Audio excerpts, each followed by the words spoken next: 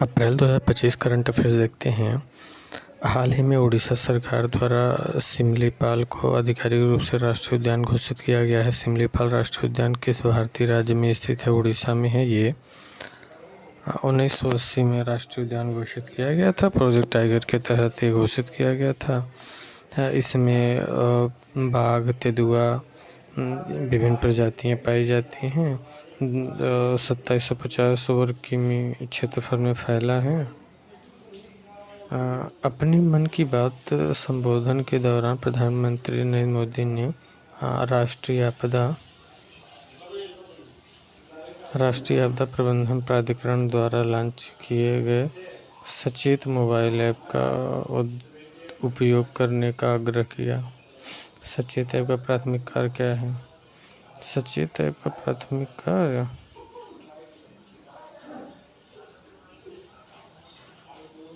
प्राकृतिक आपदाओं पर वास्तविक समय अलर्ट देना।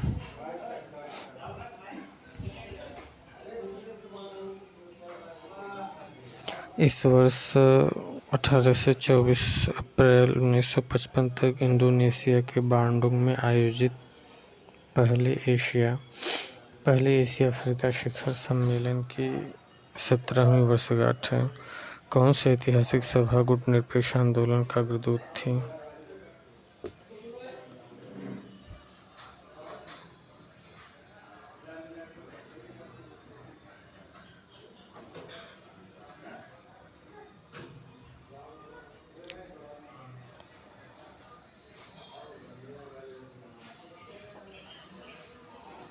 ऐतिहासिक सभा गुटनिरपेक्ष आंदोलन का अग्रदूत थे ये बांडुंग सम्मेलन में। बांडुंग सम्मेलन जिसे 1955 में इंडोनेशिया के बांडुंग में आयोजित किया गया था, 29 एशियाई और अफ्रीकी देशों का एक ऐतिहासिक सम्मेलन था। इसने गुटनिरपेक्ष आंदोलन (NAM) की नींव रखी, जो शीत युद्ध के दौरान किसी भी महाशक्ति अमेरिका या सोवियत संघ के साथ गठबंधन न करने की नीति बढ़ावा देता था। यह जानकारी संयुक्त राष्ट्र और नाम की आधिकारिक वेबसाइट से सत्यापित है। हाल ही में अमेरिकी राष्ट्रपति ने यूक्रेन से शांति समझौते को स्वीकार करने का आग्रह किया, जिसके तहत अमेरिका कथित तौर पर 2014 में रूस द्वारा जब्त किए गए क्रीमिया को रूसी क्षेत्र के रूप में मान्यता देगा। क्रीमिया में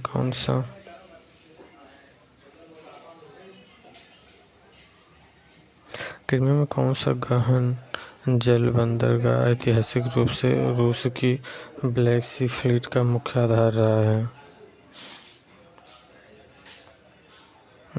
ये सेवस्टोपोल रहा है। सेवस्टोपोल क्रीमिया में स्थित एक गहन जल बंदरगाह ऐतिहासिक रूप से रूस की ब्लैक सी फ्लीट का मुख्य आधार रहा है। 2014 में रूस द्वारा क्रीमिया के अधिग्रहण के बाद भी इसका सामरिक महत्व बना हुआ है। यह जानकारी BBC और रॉयटर्स जैसे विश्वसनीय समाचार स्रोतों से सत्यापित है।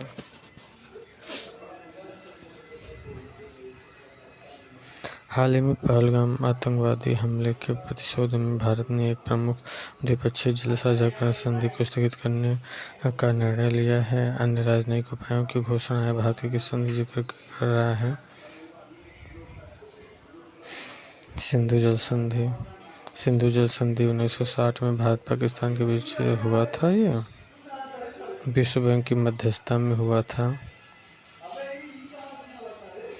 भारत सरकार के विदेश मंत्रालय और विश्व बैंक की आधिकारिक वेबसाइटों से सत्यापित है। सरकार ने टोबैको बोर्ड नियम 1976 ईस्वी में संशोधन किया, जिसमें वर्जीनिया तंबाकू उत्पाद के पंजीकरण की वैधता को 1 वर्ष से बढ़ाकर 3 वर्ष कर दिया गया। तंबाकू की उत्पत्ति कहाँ से मानी जाती है? सरकार ने टोबैको बोर्ड नियम 1976 में संशोधन किया, जिसमें वर्जीनिया तंबाकू उत्पादों के पंजीकरण की वैधता को 1 वर्ष से बढ़ाकर 3 वर्ष कर दिया गया है। तंबाकू की उत्पत्ति कहाँ से हुई है? तंबाकू तो पुर्तगाली लाए थे।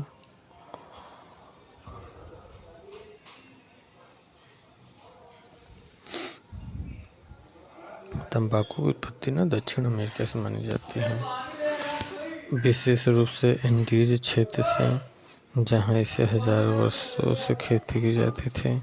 यह कोलंबस के समय में यूरोप और बाकी दुनिया में फैला। यह जानकारी विश्व स्वास्थ्य संगठन और खाद्य एवं कृषि संगठन दस्तावेज में सत्यापित है। तालिबान ने हाल ही में अफगानिस्तान में पूर्व इस्लामी अवशेषों सहित धरोहर स्थलों पर अपना रुख बदल दिया है। बामियान घाटी में बड़े बुद्ध की मूर्ति का नाम क्या था? बामियान घाटी में बड़े बुद्ध की मूर्ति का क्या नाम था?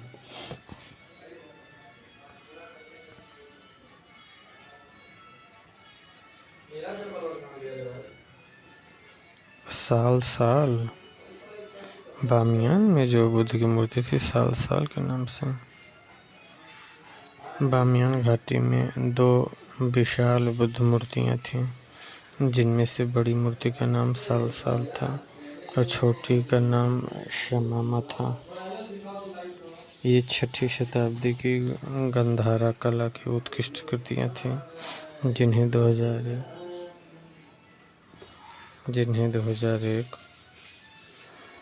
2001 में तालिबान ने नष्ट कर दिया था। यह जानकारी यूनेस्को और अफगानिस्तान की सांस्कृतिक धरोहर पर आधारित विश्वसनीय स्रोतों से सत्यापित है। हाल ही में सर्वोच्च न्यायालय में एक याचिका में उस संवैधानिक प्रावधान को लागू करने की मांग की गई है, जो संघ और बाहरी आक्रमण और आंतरिक अशांति से हर राज्य की रक्षा करने और संविधान के अनुसार उसके शासन को सुनिश्चित करने के लिए अनिवार्य करता है।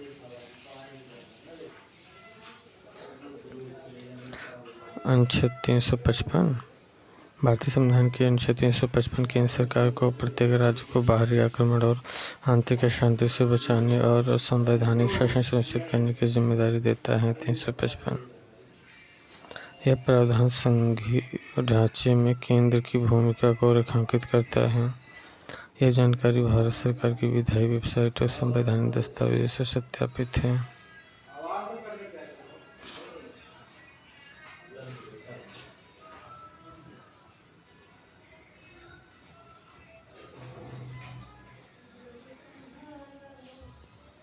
हाल ही में भारतीय प्रधानमंत्री ने सऊदी अरब का दौरा किया और भारत सऊदी अरब रणनीतिक साझेदारी परिषद की दूसरी बैठक की सह-अध्यक्षता की। सऊदी अरब कहाँ स्थित है? सऊदी अरब कहाँ स्थित है? ये पश्चिमी एशिया में। सऊदी अरब पश्चिम एशिया मध्य पूर्व में अरब प्रायद्वीप पर स्थित है। यह खाड़ी देशों में एक प्रमुख शक्ति है और अपने तेल अर्थव्यवस्था और इस्लाम के पवित्र स्थलों मक्का मदीना के लिए जाना जाता है। यह जानकारी संयुक्त राष्ट्र और विश्व बैंक के भौगोलिक डेटा से सत्यापित है। हाल ही में भारतीय मौसम विज्ञान विभाग IMD ने दिल्ली और उत्तर प्रदेश सहित क्षेत्रों के लिए ऑरेंज और येलो अलर्ट जारी किया। मैदानी इलाकों में हीट वेव घोषित करने का मानदंड क्या है? हीट वेव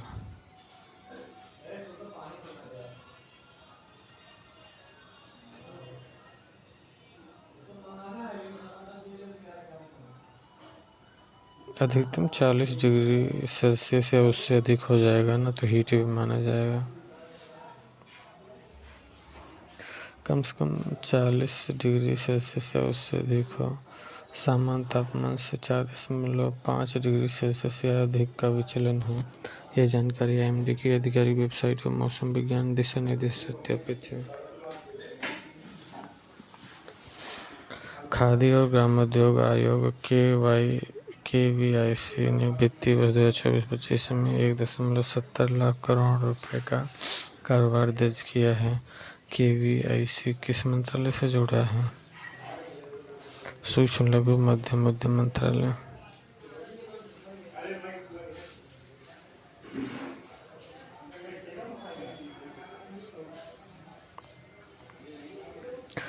खादी और ग्रामोद्योग आयोग सूक्ष्म लघु और मध्यम उद्यम मंत्रालय के तहत कार्य करता है। यह खादी और ग्रामीण उद्योग को बढ़ावा देने, रोजगार सृजन और ग्रामीण अर्थव्यवस्था को मजबूत करने के लिए जिम्मेदार है। यह जानकारी भारत सरकार के एमएसएमई मंत्रालय और केवीआईसी की आधिकारिक वेबसाइट को सत्यापित करता है।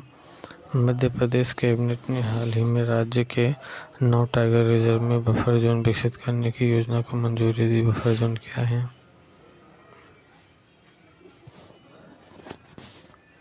बफर जोन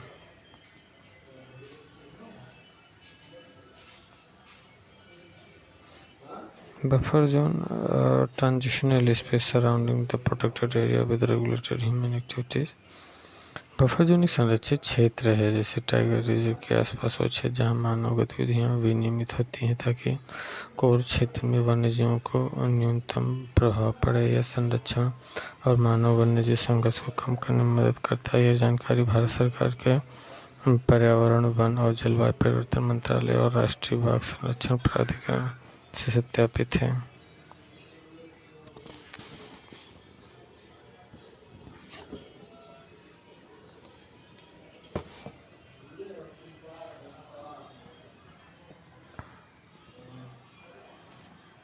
दो 2024 यूरोपीय जलवायु स्थिति रिपोर्ट के अनुसार यूरोप वैश्विक औसत से लगभग दोगुनी तेजी से गर्म हो गया है, जिससे गंभीर जलवायु परिवर्तन हो रहे हैं। आर्कटिक के इम्प्लीकेशन क्या है?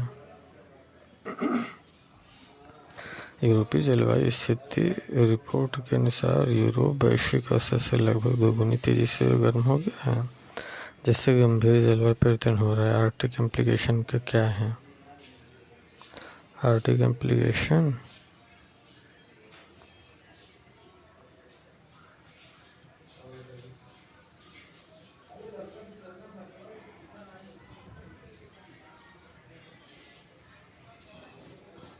Arctic implication the rapid warming the Arctic at a faster rate than the global average।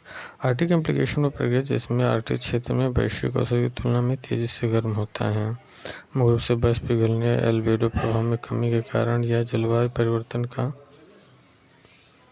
एक महत्वपूर्ण पहलू है। यह जानकारी 2024 यूरोपीय जलवायु स्थिति रिपोर्ट नासा के अध्ययन से सत्यापित है। हाल ही में कोस्टा रिका के सबसे अधिक देखे जाने वाले पर्यटन स्थलों में से एक पोआस ज्वालामुखी में विस्फोट हुआ, जिससे गैस उत्सर्जन में वृद्धि और छोटे विस्फोटों के कारण अलर्ट जारी किया गया है। पाओस ज्वालामुखी कहाँ स्थित है? पाओस ज्वालामुखी कोस्टा रिका में है। पाओस ज्वालामुखी कोस्टा रिका में है। पाओस ज्वालामुखी कोस्टा रिका के अलालुएला प्रांत में स्थित एक सक्रिय स्ट्रेटोवॉल्केनो है। यह अपने क्रेटर, झील और पर्यटक आकर्षण के लिए प्रसिद्ध है। इसका हालिया विस्फोट गैस उत्सर्जन और छोटे विस्फोटों के कारण चर्चा में रहा है।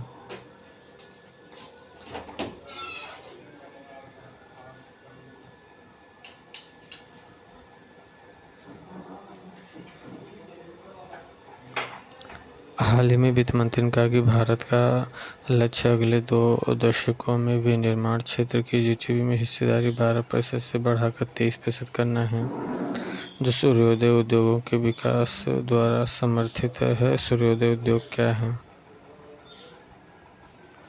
सूर्योदय उद्योग है तेजी से विकास और नवाचार का अनुभव करने वाला क्षेत्र, sector experiencing rapid growth and innovation. सूर्योदय उद्योग भी जैसे तेजी से विकास और नवाचार अनुभव कर रहे हैं, जैसे नवीकरणीय ऊर्जा, कृत्रिम बुद्धिमत्ता और जैव प्रौद्योगिकी। भारत में इन उद्योगों को आत्मनिर्भर भारत और मेक इन इंडिया पहल के तहत प्रोत्साहित दिया जा रहा है।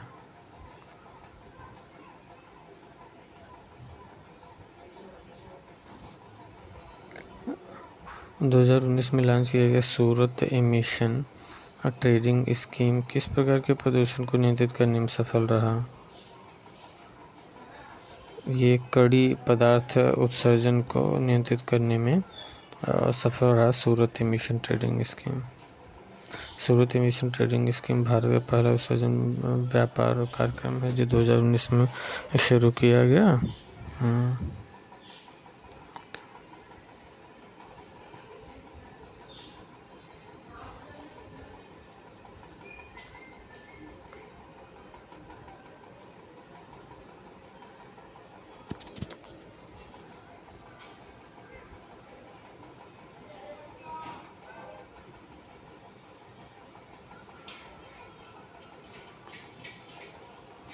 सूरत एमिशन ट्रेडिंग स्कीम भारत का पहला उत्सर्जन व्यापार कार्यक्रम है जो 2019 में शुरू हुआ और मुख्य रूप से औद्योगिक इकाइयों से कड़ी पदार्थ PM2.5 PM10 उत्सर्जन को नियंत्रित करने में केंद्रित है।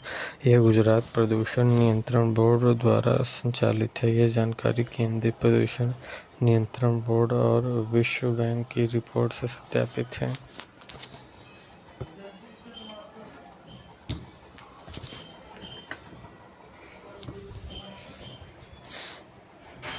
हाल ही में प्रत्यक्ष लाभ अंतरण पहल ने कल्याण वितरण दक्षता में सुधार किया है और वेलफेयर एफिशिएंसी इंडेक्स क्या मापता है?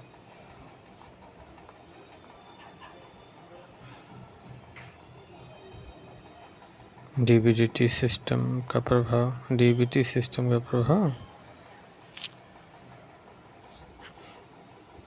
Welfare efficiency index welfare efficiency index प्रत्यक्ष लाभ हस्तांतरण प्रणाली की दक्षता और प्रभाव को मापता है, जिसमें सब्सिडी कल्याणकारी योजनाओं का लक्षित वितरण शामिल है। यह लीकेज को कम करने और पारदर्शिता को बढ़ाने में मदद करता है। यह जानकारी भारत सरकार के डीबीटी पोर्टल और नीति आयोग से सत्यापित है।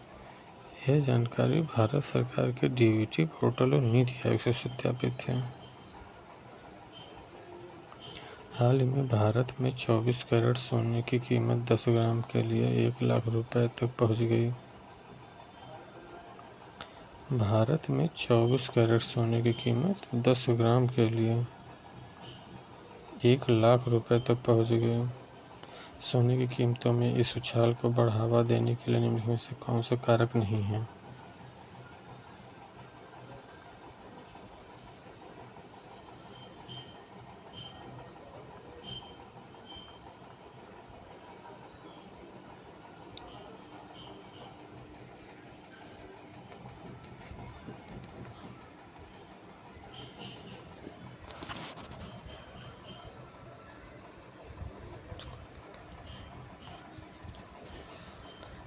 सोने की कीमतों में वृद्धि, भू राजनीतिक तनाव, अमेरिकी डॉलर की कमजोरी और केंद्रीय बैंकों द्वारा सोने के संचय जैसे कारकों से प्रेरित होती है। बढ़ती ब्याज दरें आमतौर पर सोने की कीमतों पर नकारात्मक प्रभाव डालती है क्योंकि वे अन्य निवेश विकल्पों को आकर्षक बनाती है। यह जानकारी विश्व स्वर्ण परिषद और रॉयटर्स से सत्यापित है।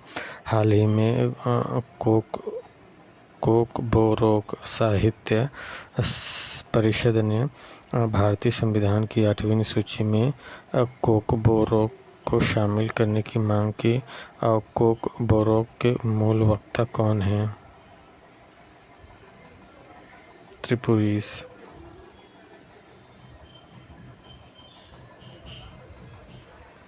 कोकबोरोक त्रिपुरा के त्रिपुरी समुदाय की मूल भाषा है। यह तिब्बतो-बर्मन भाषा परिवार से संबंधित है और इसे भारतीय संविधान की 8वीं सूची में शामिल करने की मांग लंबे समय से चली आ रही है।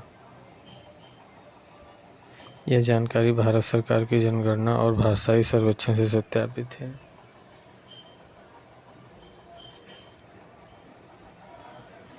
हाल ही में वैज्ञानिकों ने विषाक्त पेरोवस्काइट सोलर सेल्स को रिसाइकल करने का एक पर्यावरण अनुकूल तरीका खोजा है जो अधिक स्थायी ऊर्जा समाधानों में योगदान दे सकता है। पेरोवस्काइट सोलर सेल में उपयोग की जाने वाली प्राथमिक सामग्री क्या है? सीसा और टिन है। पेरोवस्काइट सोलर सेल्स में मुख्य रूप से सीसा और टिन आधारित सामग्रियों का उपयोग होता है जो उनकी उच्च क्षमता, उच्च दक्षता और कम लागत के लिए जाने जाते हैं। हालांकि इन सामग्रियों की विषाक्तता के कारण रिसाइक्लिंग महत्वपूर्ण है। यह जानकारी नेचर साइंस डायरेक्ट जैसी पत्रिकाओं से सत्यापित है। हाल ही में हैदराबाद में उस्मानिया विश्वविद्यालय के आर्ट्स कॉलेज भवन को उसके बाहरी डिज़ाइन के लिए ट्रेडमार्क प्राप्त हुआ।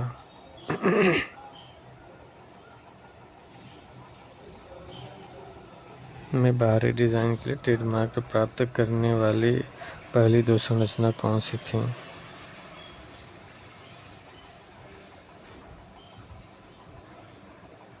ताजमहल पैलेस होटल और Bombay stock exchange. Taj Mahal palace hotel जो है मुंबई में है और बॉम्बे स्टॉक एक्सचेंज भी मुंबई में है। भारत में पहली 2 संरचनाएं थी जिन्हें उनके विशेष बाहरी डिजाइन के लिए ट्रेडमार्क प्राप्त हुआ। यह ट्रेडमार्क उनकी वास्तुशिल्प पहचान को संरक्षित करती है। यह जानकारी भारत सरकार के छोड़िए इसे। हाल ही में 2 दक्षिण अफ्रीकी चीतों को मध्य प्रदेश के गांधी सागर अभयारण्य में कुन्नो नेशनल पार्क में स्थानांतरित किया गया। इन चीतों को शुरू में भारत में किस परियोजना के तहत लाया गया था?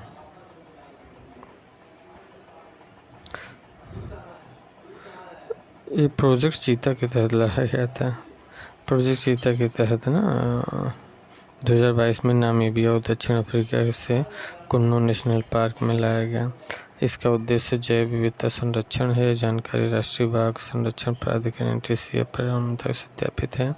हाल ही में माउंट पैक्टू को यूनेस्को ग्लोबल जियो पार्क नामित किया गया। माउंट पैक्टू कहाँ स्थित है?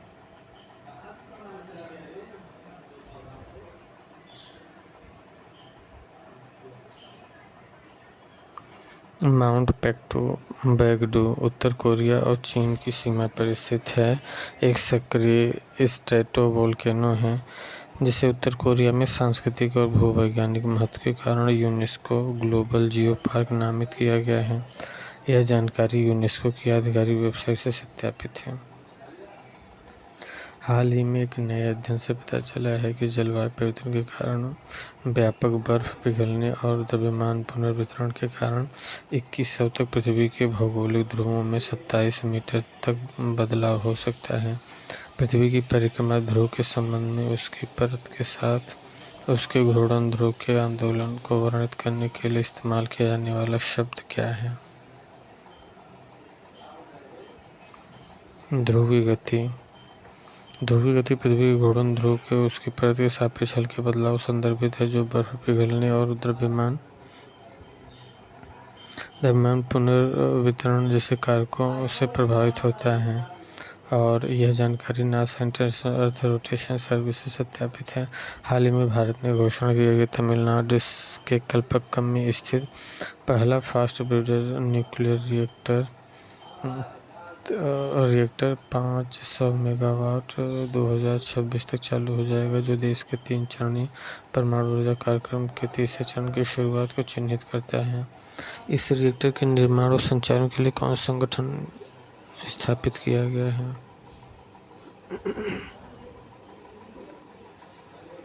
बार्क NPCIL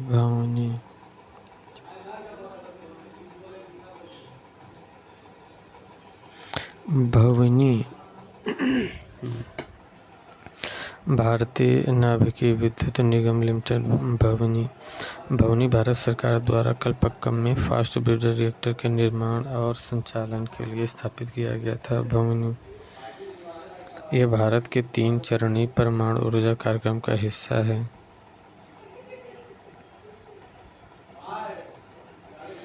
यह जानकारी भवनी और परमाणु ऊर्जा विभाग की आधिकारिक वेबसाइट से सत्यापित है। हाल ही में विदेश मंत्रालय ने घोषणा की कि कैलाश मानसरोवर यात्रा इस वर्ष फिर से शुरू होगी। निम्नलिखित में से कौन सा दर्रा 5115 मीटर की ऊंचाई पर स्थित है, जो भारत से मानसरोवर झील और कैलाश पर्वत तक पहुंचने का एक प्रमुख मार्ग है? नाथुला दर्रा, झिलिपिला दर्रा,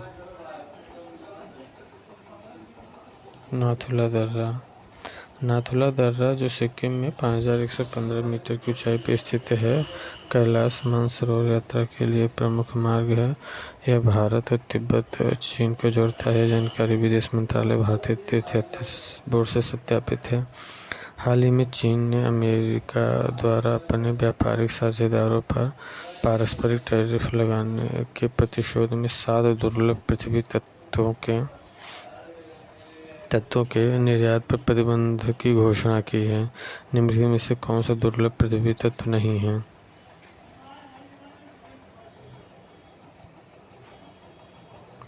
इसमें से सी यूरेनियम नहीं है, बाकी जो दुर्लभ है ना, सेरियम है, डिस्प्रोसियम है और नियोडिमियम है। दुर्लभ पृथ्वी तत्वों में 17 रासायनिक तत्व शामिल हैं। दुर्लभ पृथ्वी तत्वों में 17 रासायनिक तत्व शामिल हैं, जैसे सेरियम, डिस्प्रोसियम और नियोडिमियम। जैसे सीरियम, डिस्प्रोसियम और नियोडिमियम। यूरेनियम एक रेडियोधर्मी तत्व है और इसे दुर्लभ पृथ्वी तत्वों में शामिल नहीं किया जाता है। यह जानकारी यूएसजीएस और रासायनिक तत्वों की आवर्त सारणी से डेटा से सत्यापित है। हाल ही में गूगल द्वारा लॉन्च किए गए नए कंप्यूटर चिप का नाम क्या है? आयरनवुड। हाल ही में गूगल द्वारा लॉन्च किए गए नए कंप्यूटर चिप का नाम क्या है? आयरनवुड।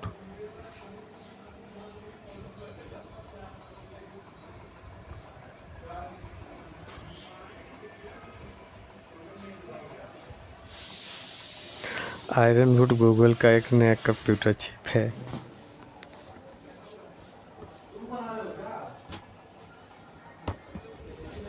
आयरनवुड गूगल का एक नया कंप्यूटर चिप है जिसे विशेष रूप से डेटा सेंटर और क्लाउड कंप्यूटिंग के लिए डिज़ाइन किया गया है।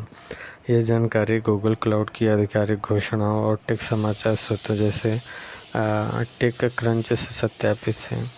कौन सा राज्य एससी उपवर्गीकरण, जिसे आरक्षण के भीतर आरक्षण के रूप में जाना जाता है, लागू करने वाला पहला राज्य बन गया है? ये तेलंगाना बन गया है। तेलंगाना भारत का पहला राज्य बन गया जिसने अनुसूचित जाति एससी के लिए उपवर्गीकरण लागू किया है, जिसे आरक्षण के भीतर आरक्षण कहा जाता है। यह नीति एससी समुदायों के बीच लाभों के समान वितरण को सुनिश्चित करती है। यह जानकारी तेलंगाना सरकार और सर्वोच्च न्यायालय के दस्तावेज सत्यापित है। हाल ही में यूनेस्को के memory of the world register में 74 नई वृत्तिचित्र धरोहर संग्रह जोड़े गए, जिससे भारत की कुल 14 हो गई है। ऋषि भारत को श्रेय दिया जाता है प्राचीन संस्कृत ग्रंथ जो प्रदर्शन कला पर आधारित है, इसे रजिस्टर में जोड़ा गया। ये नाट्यशास्त्र में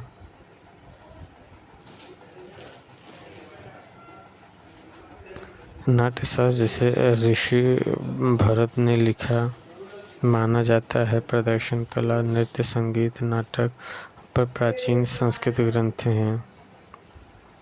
इसे यूनेस्को के memory of the world register में शामिल किया गया। जानकारी यूनेस्को को आधिकारिक वेबसाइट सत्यापित है।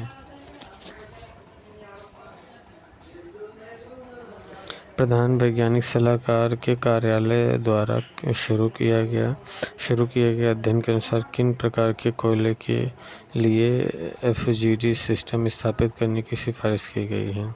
आयातित कोयला या उच्च सल्फर कोयला?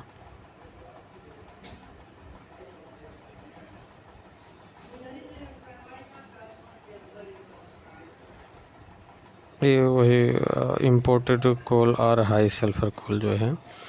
फ्ल्यू गैस या डिसल्फराइजेशन एफजीडी सिस्टम उच्च सल्फर सामग्री वाले कोयले जैसे आयातित कोयले के लिए अनुशंसित है, क्योंकि यह सल्फर डाइऑक्साइड उत्सर्जन को कम करता है। यह जानकारी केंद्रीय प्रदूषण नियंत्रण बोर्ड सीपीसीबी और पर्यावरण मंत्रालय से सत्यापित है। अप्रैल 2025 से अखिल भारतीय औद्योगिक उत्पादक सूचकांक प्रत्येक माह की 28 तारीख को जारी किया जाएगा। अखिल भारतीय औद्योगिक उत्पादन सूचकांक का आधार वर्ष क्या है? 2011-12।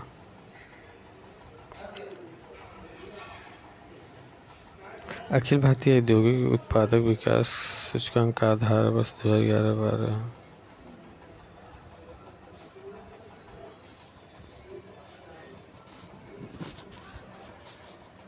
अखिल भारतीय औद्योगिक उत्पादन सूचकांक का आधार वर्ष 2011-12 है। यह सूचकांक औद्योगिक उत्पादन की वृद्धि को मापता है और सांख्यिकी कार्यालय द्वारा प्रकाशित किया जाता है। यह जानकारी भारत सरकार के सांख्यिकी और कार्यान्वयन मंत्रालय से सत्यापित है। हाल ही में बोस इंस्टीट्यूट के प्रायोगिक उच्च ऊर्जा भौतिकी समूह को CIIRNA में ALIICC सहयोग के हिस्से के रूप में फंडामेंटल फिजिक्स में ब्रेकथ्रू पुरस्कार 2025 प्राप्त हुआ। CERN कहाँ स्थित है? पेरिस में है। जेनेवा स्विट्जरलैंड में, जेनेवा स्विट्जरलैंड में है ये।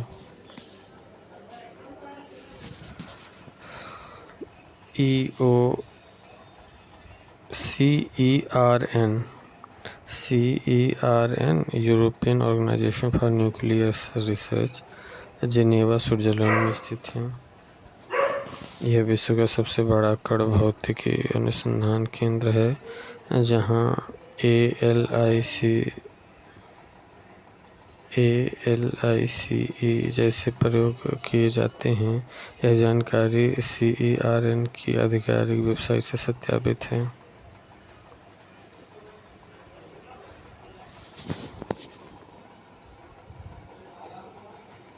हाल ही में JSI वैज्ञानिकों ने पूर्वोत्तर भारत में एक नए बीटल प्रजाति की खोज की है, जिसका नाम ललिता रे चौधरी के योगदान के सम्मान में क्लिनी DS ललिता कहा गया है। यह बीटल प्रजाति कहाँ खोजी गई है? बीटल प्रजाति अरुणाचल प्रदेश में खोजी गई है।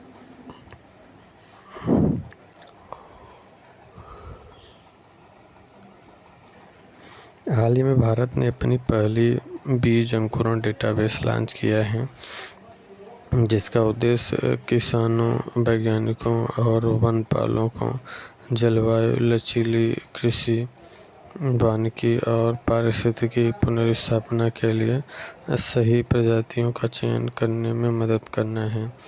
इस बीज अंकुरण डेटाबेस को किसने लॉन्च किया?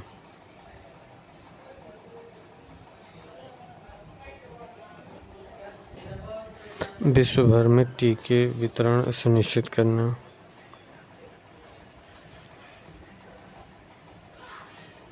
इसमें है कि विश्व महामारी संधि का उद्देश्य वैश्विक स्तर पर महामारी को रोकथाम, तैयारी और प्रतिक्रिया को मजबूत करना है, जिसमें स्वास्थ्य प्रणालियों का समन्वय और संसाधन साझा करना है। यह जानकारी WHO की आधिकारिक वेबसाइट से सत्यापित है। हाल ही में महाराष्ट्र वन विभाग के स्वयंसेवकों ने रत्नागिरी के गुहागर समुद्र तट पर एक एकल ओलिव रिडले कछुए को घोंसला बनाते हुए पाया, जिसमें पहचाना गया कि दो धातु टैग थे। ओलिव रिडले कछुआ के सामूहिक घोंसला बनाने के व्यवहार को क्या कहा जाता है? इन्हें अरिवाडा कहा जाता है। अरिवाडा ओलिव रिडले कछुआ के सामूहिक घोंसले बनाने के व्यवहार को संदर्भित करता है, जिसमें हजारों कछुए एक साथ समुद्र के तट पर अंडे देते हैं। डस्टलिक्ष अभ्यास हाल ही में पुणे में भारत में शुरू हुआ। भारत के साथ इस अभ्यास में कौन सा देश भाग ले रहा है? डस्टलिक्ष में तो उज्बेकिस्तान है।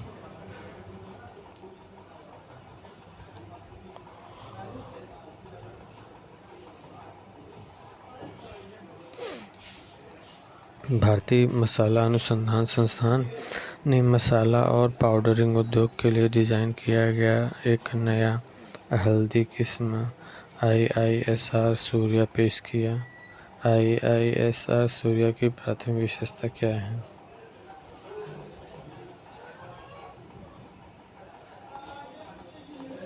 जो इसे पाउडरिंग उद्योगों के लिए आदर्श बनाती है।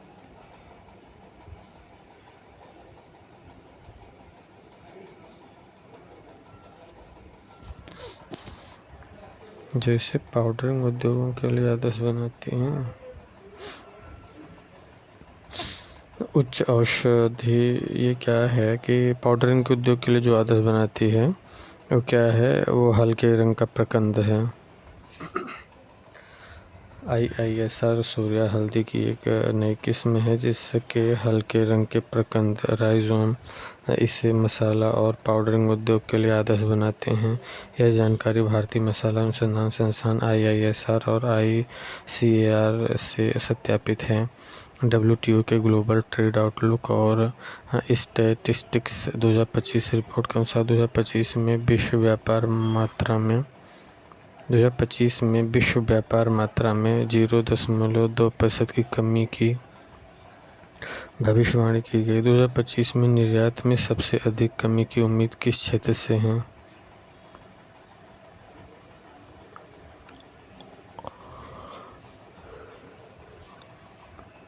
उत्तरी अमेरिका से है।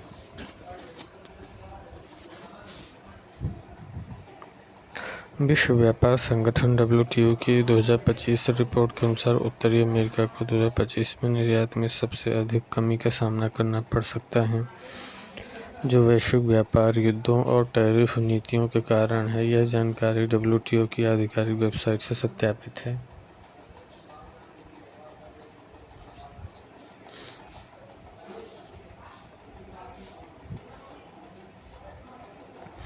हाल ही में national bank for financing infrastructure and development NABARD ने न्यू डेवलपमेंट बैंक NDB के साथ भारत में दीर्घकालिक बुनियादी ढांचा और स्वच्छ ऊर्जा वित्त पोषण में सहयोग बढ़ाने के लिए एक रणनीतिक समझौता ज्ञापन पर हस्ताक्षर किए। नाबार्ड का प्राथमिक फोकस क्या है? नाबार्ड का प्राथमिक फोकस क्या है?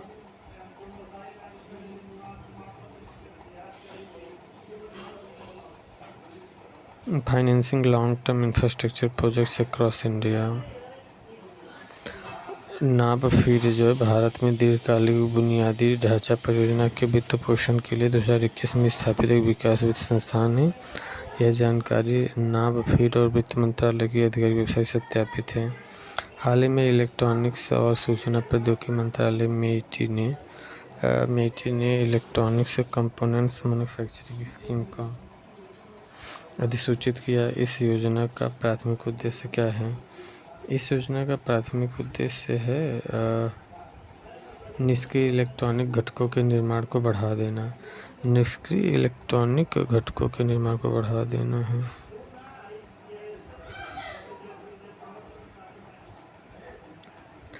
इलेक्ट्रॉनिक्स कंपोनेंट्स मैन्युफैक्चरिंग स्कीम का उद्देश्य निष्क्रिय इलेक्ट्रॉनिक्स घटकों जैसे रेसिस्टर, कैपेसिटर के स्वदेशी निर्माण को बढ़ावा देना है, जो भारत की इलेक्ट्रॉनिक्स आपूर्ति श्रृंखला को मजबूत करता है। यह जानकारी MEIT और PIB से सत्यापित है। हाल ही में NGT ने निकोबार स्वैप के तहत संरक्षित अरावली भूमि में अवैध खनन को रोकने के लिए अधिकारियों को आदेश दिया है।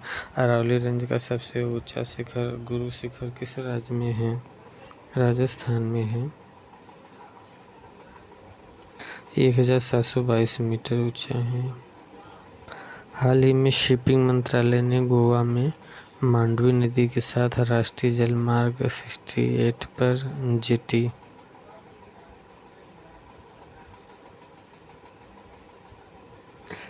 विकास के लिए पहला डिजिटल NOC प्रदान किया। मांडवी नदी कहाँ से शुरू होती है? गोवा से होती है मांडवी नदी। कर्नाटक से शुरू होते मांडवी नदी कर्नाटक के पश्चिम घाटों से शुरू होती है और गोवा में अरब सागर में मिलती है। यह गोवा की प्रमुख नदियों में से एक है। यह जानकारी कर्नाटक से निकलती है, गोवा में जाके ख़त्म हो जाती है। गोवा की प्रमुख नदी। हाल ही में केंद्रीय प्रदूषण नियंत्रण बोर्ड ने आवश्यक पर्यावरण सेवाओं के तहत उद्योगों की एक नई ब्लू कैटेगरी शुरू की है, जिसमें विवादास्पद रूप से वेस्ट टू एनर्जी इंसिनरेटर शामिल हैं। ब्लू कैटेगरी ऑफ इंडस्ट्री क्या है? ब्लू कैटेगरी ऑफ इंडस्ट्री ये पर्यावरण प्रबंधन के लिए आवश्यक लेकिन अपेक्षाकृत कम प्रदूषण वाला उद्योग है। पर्यावरण प्रबंधन के लिए आवश्यक लेकिन अपेक्षाकृत कम प्रदूषण वाले उद्योग।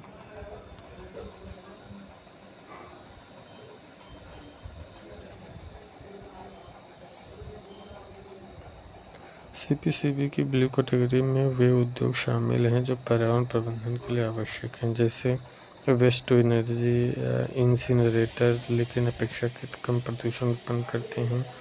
यह जानकारी सीपीसीबी और पर्यावरण मंत्रालय से सत्यापित है।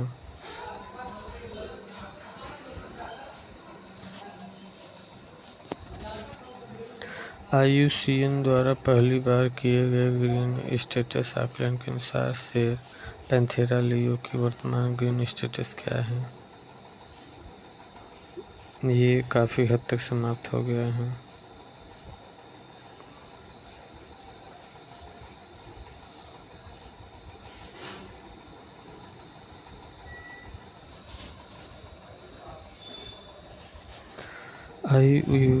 IUCN के ग्रीन स्टेटस आकलन के अनुसार शेर पैंथेरा लियो की स्थिति काफ़ी हद तक समाप्त है, जो दर्शाता है कि उनकी आबादी ऐतिहासिक स्तर से काफ़ी कम है। हालांकि भारत जैसे क्षेत्रों में संरक्षण प्रयासों से सुधार हो रहा है। यह जानकारी IUCN के आधिकारिक वेबसाइट से सत्यापित है।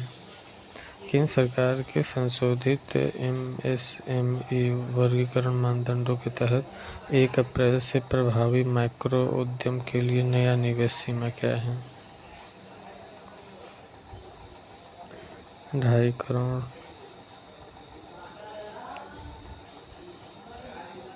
केंद्र सरकार से संशोधित MSME वर्गीकरण के मानदंडों के तहत 1 अप्रैल से प्रभावी माइक्रो उद्यम के लिए नया निवेश सीमा क्या है? 2.5 करोड़ रुपए है।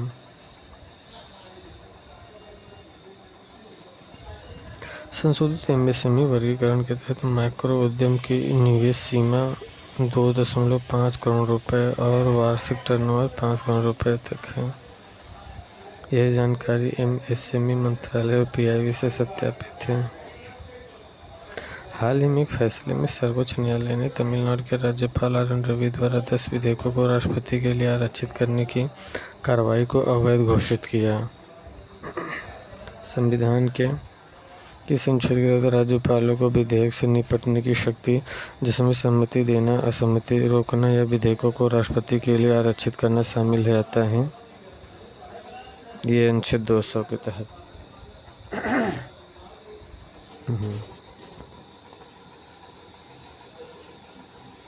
हाल ही में प्रधानमंत्री नरेंद्र मोदी की अध्यक्षता में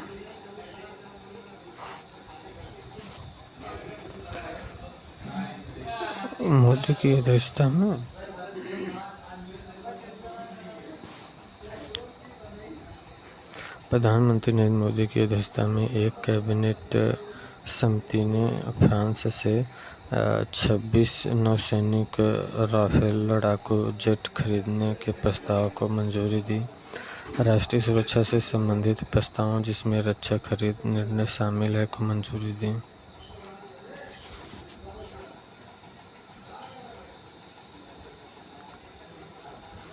कौन सा कैबिनेट समिति जिम्मेदार है?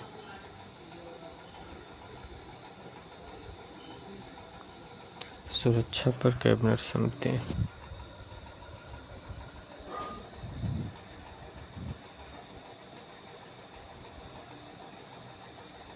सुरक्षा पर कैबिनेट समिति CCCS राष्ट्रीय सुरक्षा और रक्षा खरीद जैसे महत्वपूर्ण निर्णयों के लिए जिम्मेदार है। जानकारी रक्षा मंत्रालय और PIB सत्यापित है।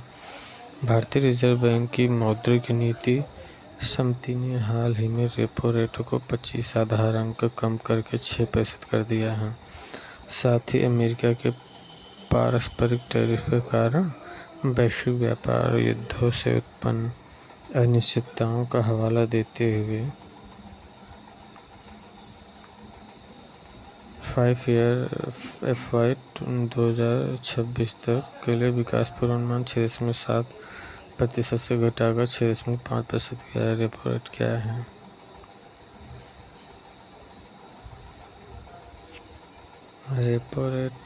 रेपो रेट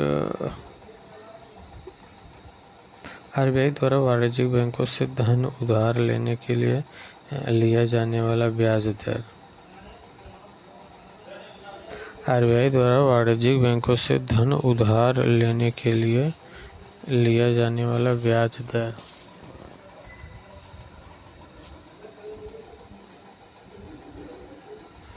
रेपो रेट वो ब्याज दर है जिस पर भारतीय रिजर्व बैंक वाणिज्यिक बैंकों को अल्पकालिक ऋण देता है और यह मौद्रिक नीति का एक महत्वपूर्ण उपकरण है। यह जानकारी इस वर्ष 10 अप्रैल को मनाया गया महावीर जयंती जैन धर्म के 24वें अंतिम तीर्थंकर भगवान महावीर के जन्म जयंती को चिन्हित करता है। भगवान महावीर के दर्शन के निम्नलिखित में से कौन सा मूल सिद्धांत नहीं है?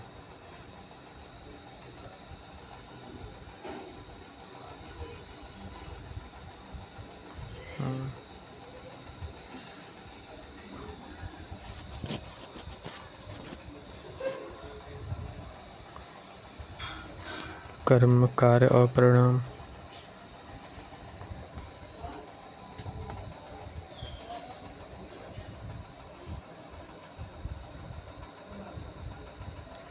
जैन धर्म के 3 मुख्य सिद्धांत हैं: अहिंसा, सत्य और अनकांतवाद। जैन धर्म के 3 मुख्य सिद्धांत हैं: अहिंसा, सत्य और अनकांतवाद। कर्म जैन दर्शन का एक महत्वपूर्ण उदाहरण है, लेकिन यह मूल सिद्धांतों में शामिल नहीं है। यह जानकारी जैन धर्म के ग्रंथों और भारतीय दर्शन साहित्य से सत्यापित है।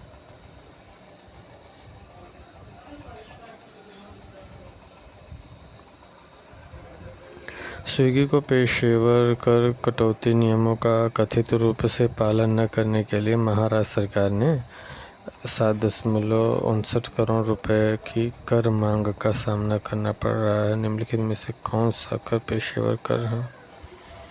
पेशेवर कर है, प्रत्यक्ष कर पेशेवर कर है।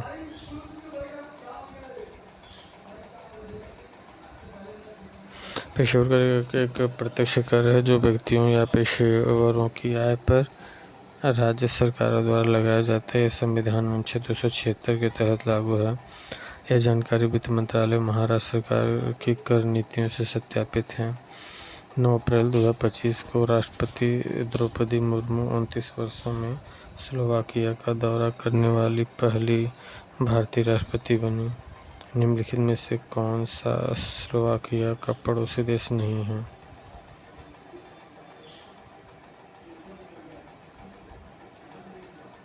फ्रांस स्लोवाकिया का फ्रांस जो है ना स्लोवाकिया का पड़ोसी देश नहीं है।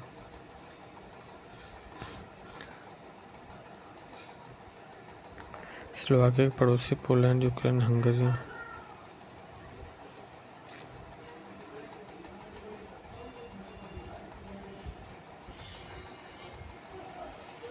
स्लोवाकिया के पड़ोसी देश पोलैंड, यूक्रेन, हंगरी, ऑस्ट्रिया, चेक गणराज्य है। फ्रांस स्लोवाकिया के पड़ोसी देश नहीं है। जानकारी संयुक्त राष्ट्र यूरोपीय संघ के भौगोलिक डेटा से सत्यापित है।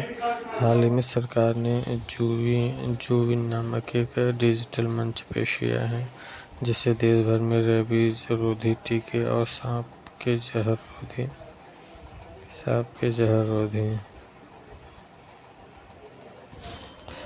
जहर रोधी की वास्तविक समय उपलब्धता को ट्रैक करने और प्रबंधित करने के लिए डिज़ाइन किया गया। जूविन पोर्टल किस संगठन से विकसित किया है?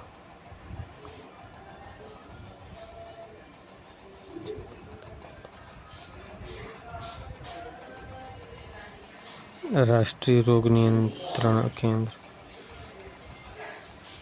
NCDC। जूविन पोर्टल राष्ट्रीय रोग नियंत्रण केंद्र NCDC द्वारा विकसित किया गया है, जो रेबीज और सांप काटने से संबंधित दवाओं की उपलब्धता को ट्रैक करता है। यह जानकारी NCDC और स्वास्थ्य मंत्रालय से सत्यापित है। हाल ही में वैज्ञानिकों ने कोलोसल बायोसाइंसेस द्वारा अत्याधुनिक जेनेटिक इंजीनियरिंग तकनीकों का उपयोग करके विलुप्त प्रजाति डायर वुल्फ को सफलतापूर्वक पुनर्जनन किया। डायर वुल्फ का वैज्ञानिक नाम क्या है?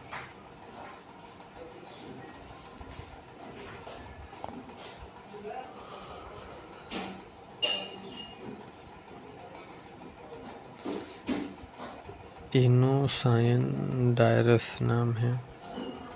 डायर वुल्फ एक विलुप्त प्रजाति है जो प्लेस्टोसीन जो प्लेस्टोसीन युग में उत्तरी अमेरिका में पाई जाती थी।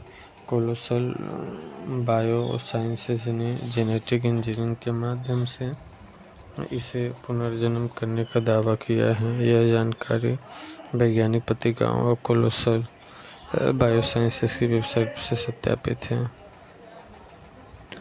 फिनलैंड, पोलैंड और बाल्टिक देश बढ़ते खतरों के कारण ओटावा कन्वेंशन से बाहर निकलने की योजना बना रहे हैं।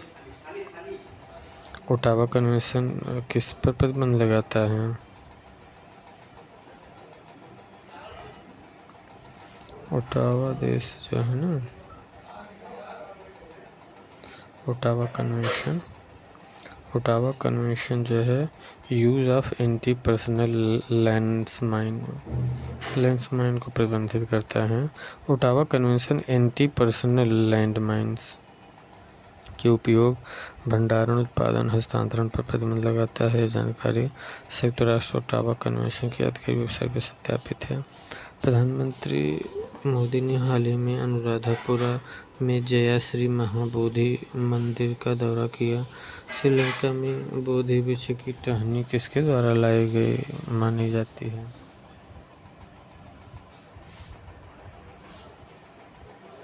संघमित्रा।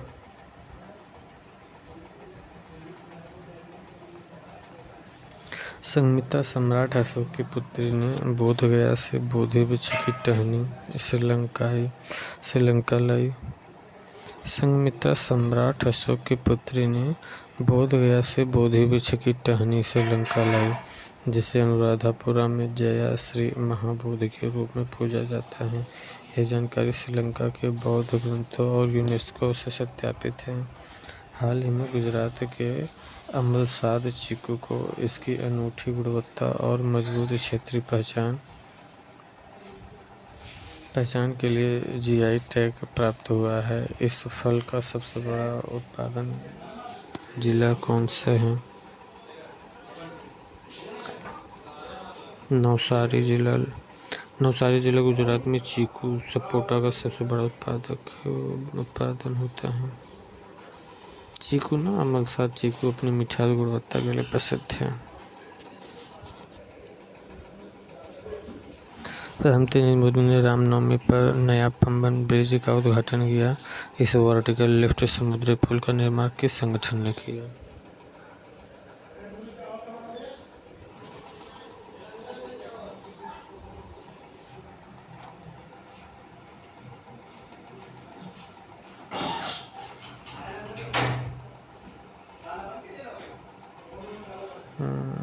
रेल विकास निगम लिमिटेड। नया पंबन ब्रिज जो रामेश्वरम को मुख्य भूमि से जोड़ता है। नया पंबन ब्रिज जो रामेश्वरम को मुख्य भूमि से जोड़ता है। रेल विकास निगम लिमिटेड RVNL द्वारा निर्मित एक वर्टिकल लिफ्ट समुद्री पुल है। यह जानकारी रेल मंत्रालय और RVNL से सत्यापित है।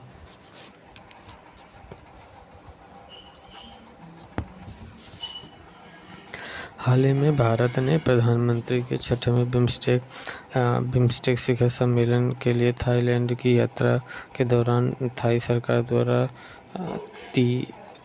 त्रिपिटक भेंट किया, जिसने बौद्ध धर्म की उत्पत्ति और भारत में इसके पतन पर जनता की जिज्ञासा को फिर से जगाया। बौद्ध धर्म के संस्थापक कौन था? बौद्ध धर्म का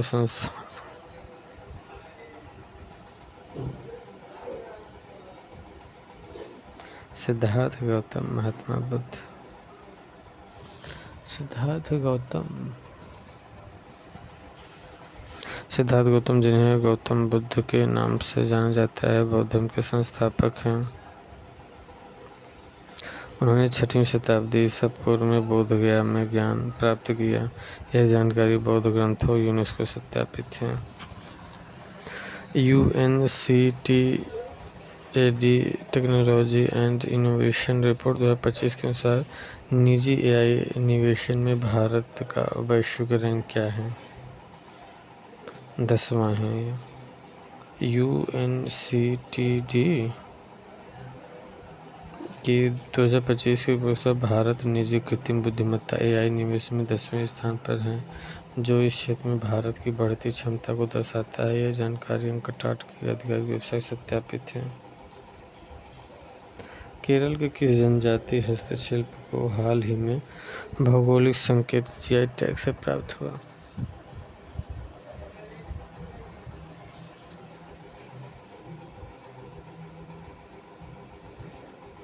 केरल के किस जनजातीय हस्तशिल्प को हाल ही में भौगोलिक संकेत टैग प्राप्त हुआ है?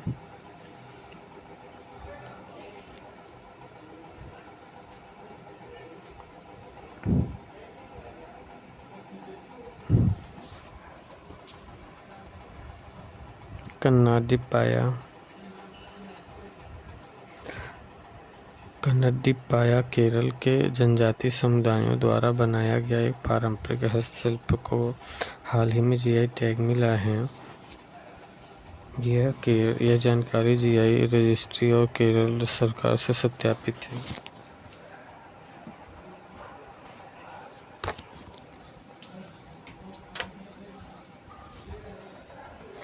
कजाकिस्तान ने हाल ही में स्वच्छ तकनीकी और रक्षा उद्योगों के लिए महत्वपूर्ण तत्वों के एक प्रमुख भंडार की खोज की।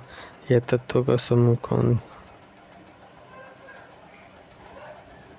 दुर्लभ पृथ्वी तत्व है ये। कजाकिस्तान ने दुर्लभ पृथ्वी तत्वों के एक प्रमुख भंडार की खोज की, जो स्वच्छ प्रौद्योगिकी और रक्षा उद्योगों के लिए महत्वपूर्ण है। यह जानकारी यूएसजीएस और कजाकिस्तान सरकार की प्रेस विज्ञप्ति से सत्यापित है। हाल ही में ब्राज़ील में 11वें ब्रिक्स पर्यावरण मंत्रियों की बैठक में भारत ने ब्रिक्स राष्ट्रों से बाकू टू बेलेम रोडमैप का समर्थन करने हाल ही में ब्राज़ील में 11वें ब्रिक्स पर्यावरण मंत्रियों की बैठक में भारत ने ब्रिक्स बैठकों से बाकू टू बेलेम रोडमैप का समर्थन करने का आग्रह किया, ताकि जलवायु वित्त जुटाया जा सके। और बाकू टू बेलेम रोडमैप का मुख्य उद्देश्य क्या है?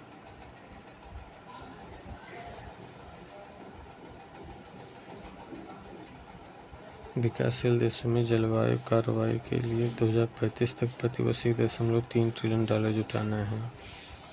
बाकू टू बेलेम रोडमैप का लक्ष्य 2035 तक विकासशील देशों के लिए जलवायु कार्रवाई हेतु $1.3 ट्रिलियन जुटाना है। यह जानकारी ब्रिक्स और यूएनएफसीपी से सत्यापित है। हाल ही का म्यांमार भूकंप किस प्रमुख स्ट्राइक स्लिप फॉल्ट से जुड़ा है?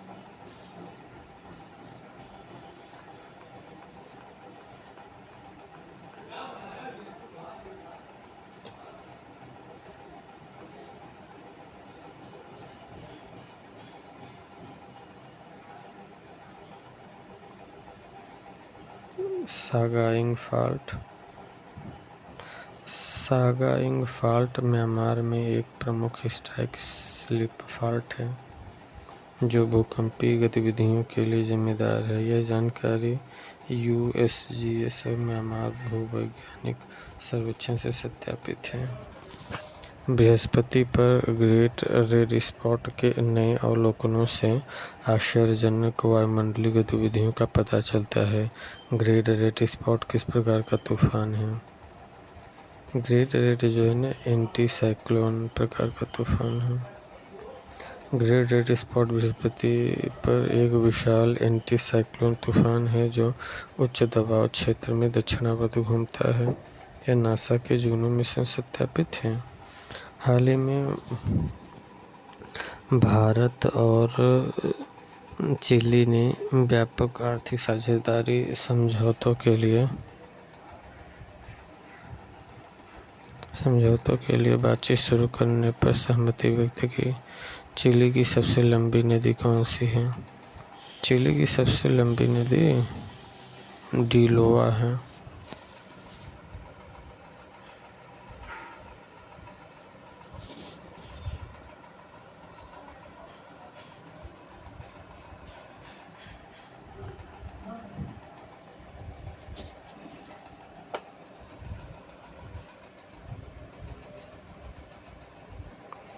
लोआ नदी चिली की सबसे लंबी नदी है जो लगभग 440 किमी लंबी है और प्रशांत महासागर में मिलती है। यह जानकारी चिली सरकार और भौगोलिक डेटा से सत्यापित है। हाल ही में भारत और चिली ने व्यापक आर्थिक साझेदारी समझौते के लिए बातचीत शुरू करने पर सहमति व्यक्त की है। चिली की सबसे लंबी नदी कौन सी है? चिली की सबसे लंबी नदी कौन सी है? लोआ नदी चिली की सबसे लंबी नदी है। लोआ नदी चिली की सबसे लंबी नदी जो लगभग 440 किमी लंबी है, प्रशांत महासागर में मिलती है। यह जानकारी चिली सरकार और भौगोलिक डेटा से सत्यापित है। हाल ही में देवराय प्रथम के शासनकाल की तांबे की प्लेटें सामने आई हैं जो 15वीं शताब्दी में संगम वंश के शासन पर प्रकाश डालते हैं। संगम वंश की स्थापना किसने किया था? हरिहर बुक्का ने किया था। हरिहर बुक्का तो जाना है, 14वीं शताब्दी में हरिहर बुक्का ने किया था विजयनगर साम्राज्य की स्थापना। हाल ही में चंद्रयान 3 चास्टे प्रोब ने चंद्रमा की सतह पर शिव शक्ति लैंडिंग साइट पर प्रवेश कर चंद्रमा की थर्मोफिजिकल गुणों का अध्ययन किया है। चास्टे का पूर्ण रूप क्या है? Chandra surface thermophysical experiment.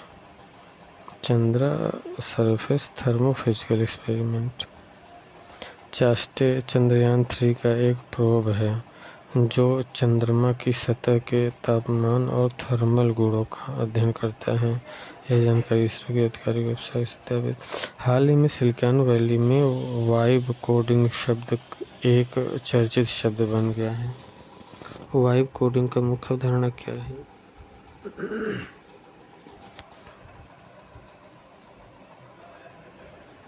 हाल ही में सिलिकॉन वैली में वाइब कोडिंग शब्द का चर्चित शब्द बन गया है। वाइब कोडिंग का मुख्य अवधारणा क्या है? वाइब कोडिंग का मुख्य अवधारणा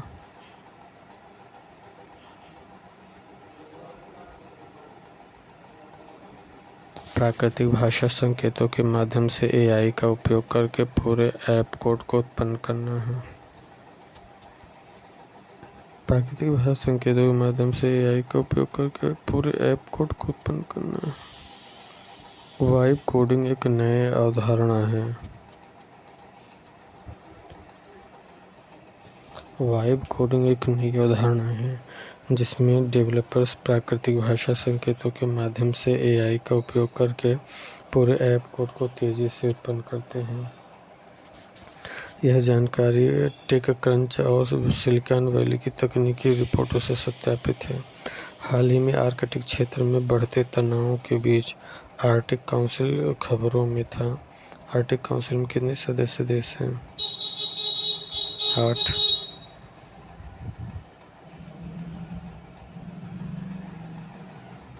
आर्कटिक काउंसिल में 8 सदस्य देश हैं। Canada, Denmark, Finland, Iceland, Norway, रूस, स्वीडन और संयुक्त राज्य अमेरिका। यह जानकारी है आर्कटिक काउंसिल की आधिकारिक वेबसाइट से सत्यापित है।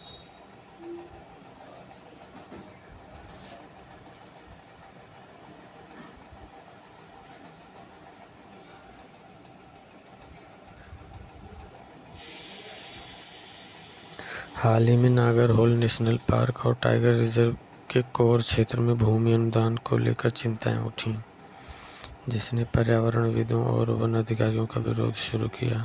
नागरहोल नेशनल पार्क कहाँ स्थित है?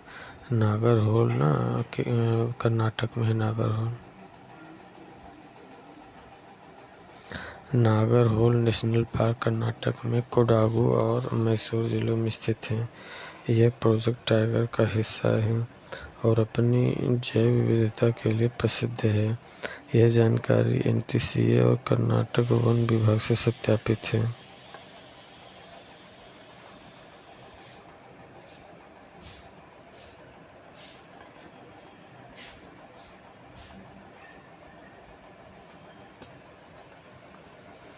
नैनी झील ने 5 वर्षों में अपने सबसे निचले स्तर 4.7 फीट को दर्ज किया है। नैनी झील कहाँ स्थित है? नैनी झील ने 5 वर्षों में अपने सबसे निचले जल स्तर 4.7 फीट को दर्ज किया है। नैनी झील कहाँ स्थित है? नैनी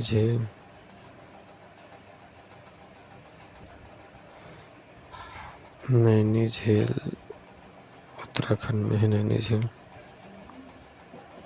नैनी झील उत्तराखंड के नैनीताल में स्थित है। नैनी झील उत्तराखंड के नैनीताल में स्थित है और एक प्रमुख पर्यटक आकर्षक है। इसका जल स्तर जलवायु परिवर्तन और मानवीय गतिविधियों के कारण कम हुआ है। यह जानकारी उत्तराखंड पर्यटन और स्थानीय समाचार स्रोतों से सत्यापित है। INSV तारिणी केप टाउन दक्षिण अफ्रीका पहुंचा, जो भारतीय नौसेना महिला अधिकारियों द्वारा चौथा और अंतिम पड़ाव है। INSV तारिणी किस पहल से जुड़ा है? नाविका सागर परिक्रमा। नाविका सागर परिक्रमा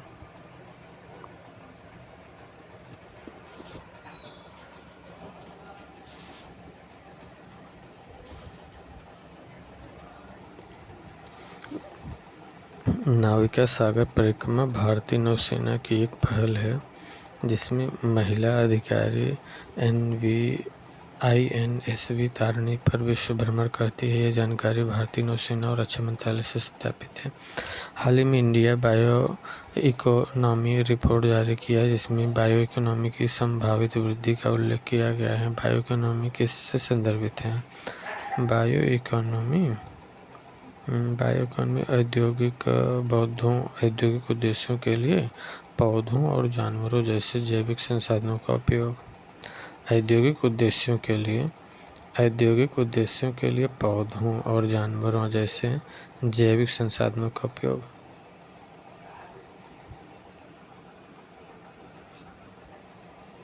औद्योगिक उद्देश्यों के लिए पौधों और जानवरों के जैसे जैविक संसाधनों का उपयोग। बायो इकोनॉमी जैविक संसाधनों जैसे जानवर सूक्ष्मजीव का उपयोग टिकाऊ औद्योगिक और आर्थिक गतिविधियों के लिए करने को संदर्भित करता है। जानकारी बायोटेक्नोलॉजी विभाग और इंडिया बायो इकोनॉमी रिपोर्ट से सत्यापित है। हाल ही में नासा ने बताया कि 29 मार्च 2025 को एक आंशिक सूर्य ग्रहण हुआ है, जो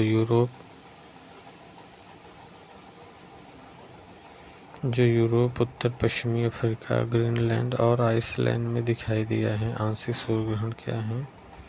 आंशिक सूर्य ग्रहण है कि जब चंद्रमा सूर्य के केवल एक हिस्से को ढकता है।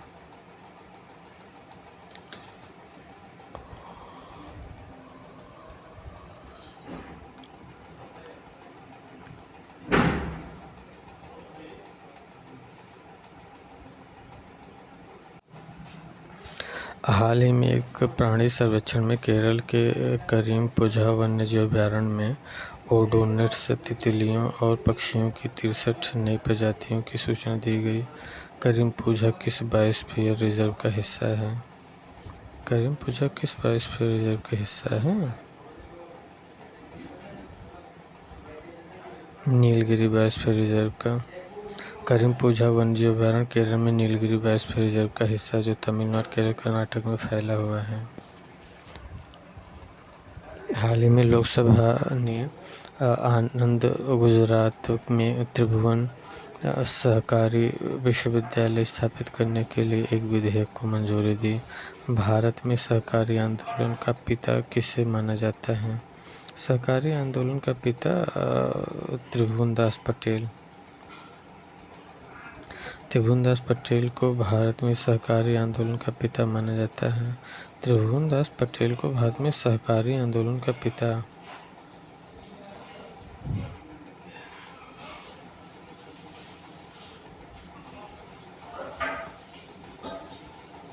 डेयरी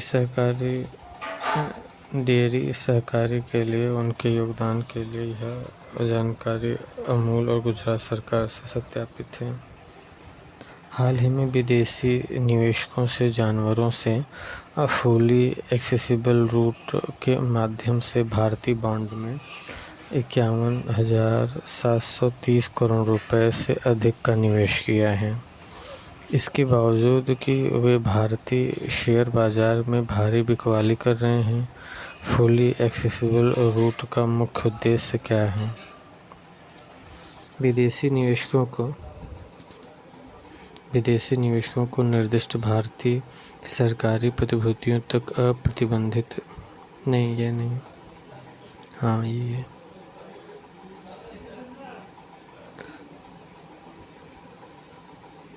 विदेशी निवेशकों जनवरी से फुली एक्सेसिबल रूट के माध्यम से भारतीय बॉन्ड से अधिक निवेश किया। इसके बावजूद भारतीय शेयर बाजार में भारी बिकवाली कर रही है। फुली एक्सेसिबल रूट का मुख्य उद्देश्य क्या है? विदेशी निवेशकों को निर्दिष्ट भारतीय सरकारी प्रतिभूतियों तक अप्रतिबंधित पहुंच की अनुमति देना है।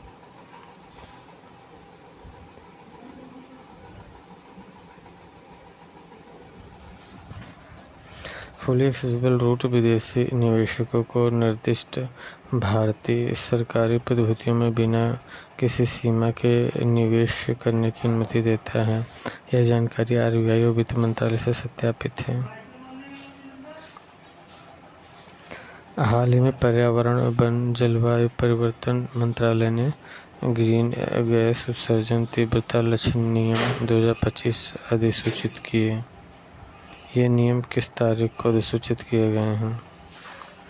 पर्यावरण, वन, जलवायु परिवर्तन मंत्रालय ने ग्रीन हाउस गैस उत्सर्जन तीव्रता लक्ष्य नियम 2025 अधिसूचित किए गए हैं। ये नियम किस तारीख को अधिसूचित किए गए हैं?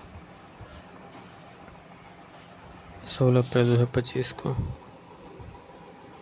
ग्रीन हाउस गैस उत्सर्जन तीव्रता GEI लक्ष्य नियम 2025 को पर्यावरण, वन और जलवायु परिवर्तन मंत्रालय द्वारा 16 अप्रैल 2025 को सूचित किया गया है। ये नियम उत्सर्जन को नियंत्रित करने और जलवायु लक्ष्यों को प्राप्त करने के लिए है।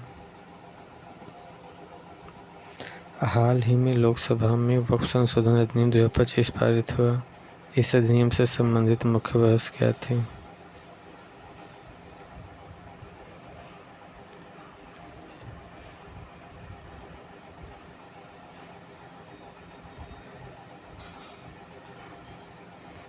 वक्फ संपत्ति का प्रबंधन। वक्फ संशोधन नियम 2025 लोकसभा में लंबी बहस के बाद पारित हुआ, जो मुख्य रूप से वक्फ संपत्तियों के बेहतर प्रबंधन और पारदर्शिता पर केंद्रित था। हाल ही में पहलगाम आतंकवादी हमले के बाद भारत-पाकिस्तान राजनयिक संकट हुआ है। इस संकट में भारत ने पाकिस्तान के खिलाफ क्या क्या उपाय घोषित किया है? मुख्य सीमा बंद करना,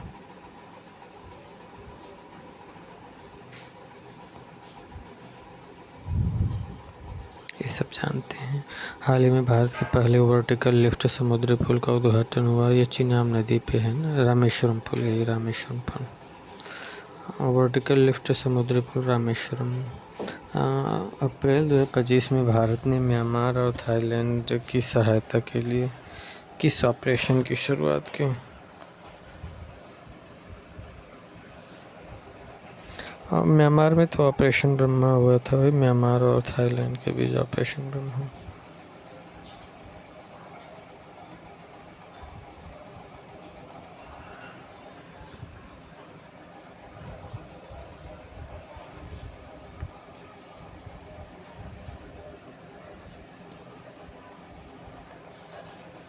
ऑपरेशन ब्रह्मा भारत द्वारा म्यांमार और थाईलैंड को आपातकालीन आपूर्ति प्रदान करने के लिए शुरू किया गया।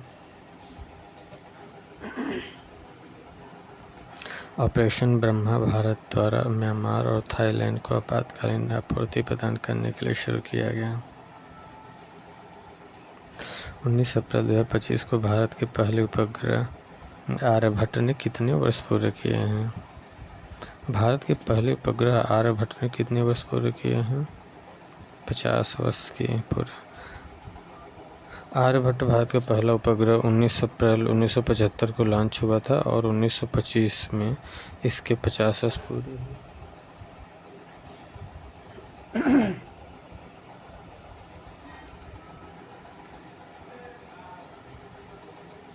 आर्यभट्ट का भारत का पहला उपग्रह 19 अप्रैल 1975 को लॉन्च हुआ था और 1925 में इसके 50 वर्ष पूरे हुए थे। अप्रैल 2025 में 2 चीतों को गांधी सागर अभयारण्य में छोड़ा गया। यह किस राज्य में स्थित है? गुजरात में, मध्य प्रदेश में है। मध्य प्रदेश में गांधी सागर अभयारण्य मध्य प्रदेश में स्थित है और यहाँ प्रोजेक्ट चीता के तहत 2 चीतों को छोड़ा गया। अप्रैल 2025 में भारत और 62 अन्य देशों ने शिपिंग उद्योग में दुनिया के पहले वैश्विक कार्बन टैक्स पर सहमति व्यक्त की। यह किस क्षेत्र से संबंधित है? शिपिंग से संबंधित है। यह समझौता शिपिंग उद्योग में कार्बन उत्सर्जन को कम करने के लिए वैश्विक कार्बन टैक्स पर है। अप्रैल 2025 में भारत ने किस देश के साथ सौर गठबंधन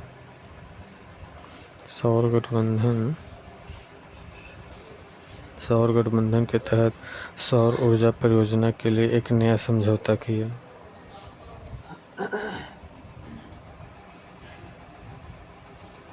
ब्राज़ील। सौर ऊर्जा परियोजना के लिए एक नया समझौता किया है, ब्राज़ील ने किया है। अप्रैल 2025 में भारत ने ब्राज़ील के साथ सौर गठबंधन के तहत सौर ऊर्जा परियोजनाओं को बढ़ावा देने के लिए एक समझौता किया, जो दोनों देशों के बीच नवीकरणीय ऊर्जा सहयोग को मजबूत करता है।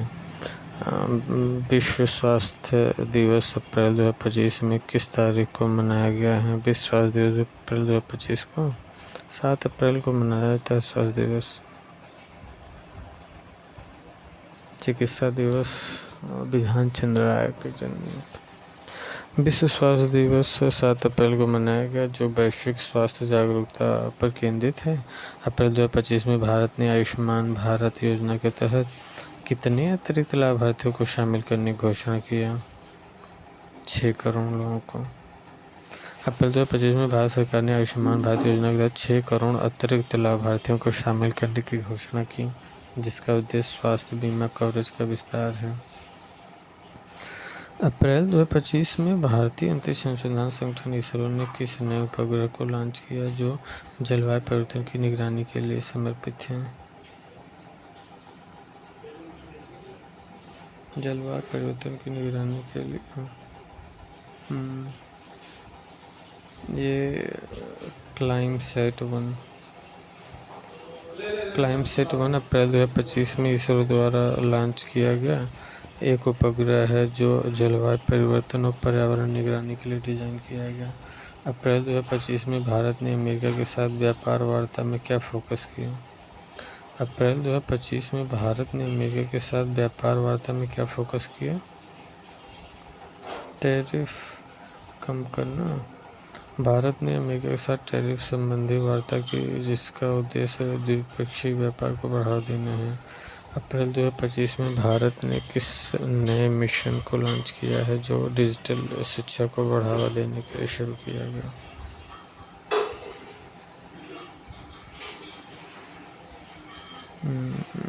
ई-विद्या मिशन।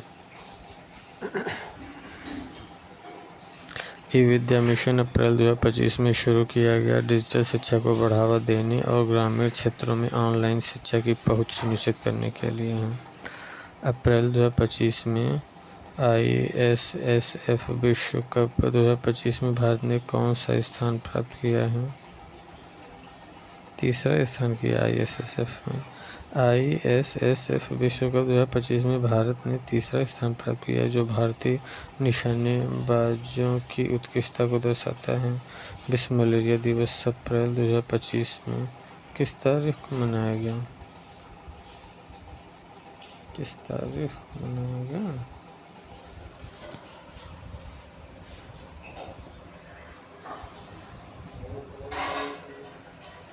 अप्रैल 25 अप्रैल को।